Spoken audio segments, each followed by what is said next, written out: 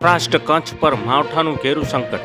અરબી સમુદ્રમાં સક્રિય થયેલા ડિપ્રેશનને કારણે આજે અને આવતીકાલે ભારેથી અતિભારે વરસાદની આગાહી કરવામાં આવી છે. હવામાન વિભાગે ઓરેન્જ એલર્ટ જાહેર કર્યું છે. તેમજ ગુજરાતના દરિયાકાંઠાના તમામ બંદરો પર 3 નંબરનું સિગ્નલ લગાવાયું છે.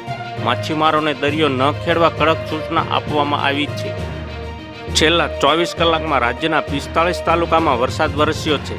વલસાડના કપરાડામાં 1.5 ઇંચ જ્યારે બનાસકાંઠાના અમીરગઢમાં 1 ઇંચથી વધુ વરસાદ નોંધાયો છે.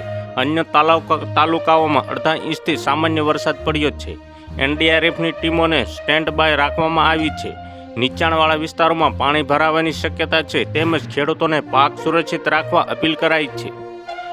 ગુજરાતમાં તાપમાનમાં ફેરફાર અંગેની માહિતી આપતા હવામાન વિભાગે જણાવ્યું છે કે હાલમાં ગુજરાતમાં અનેક જગ્યાએ વરસાદના કારણે તાપમાન ઘટ્યું છે. ગુજરાતમાં આગામી 4 દિવસ તાપમાનમાં કોઈ મોટો ફેરફાર નહીં થાય. તે પછી મહત્તમ તાપમાનમાં 2 થી 3 ડિગ્રી સેલ્સિયસ જેટલો વધારો થશે.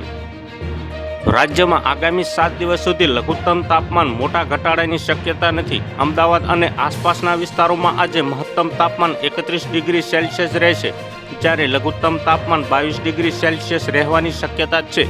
તેમજ શુક્રવારે 31મી તારીખે પણ સૌરાષ્ટ્ર, મધ્ય અને દક્ષિણ ગુજરાતના જિલ્લાઓમાં ઓરેન્જ અને યલો એલર્ટ આપવામાં આવ્યું છે. તો હાલ અત્યારે આટલું જ. મળીશું નવી અપડેટને નવા સમાચાર સાથે. અમારા વિડીયો પસંદ આવે તો વિડીયોને એક લાઇક કરી દેજો, ચેનલને સબસ્ક્રાઇબ કરી બાજુમાં બેલ આઇકનને દબાવી દો, જેથી જ તમને આવા સમાચારોની અપડેટ મળતી રહે.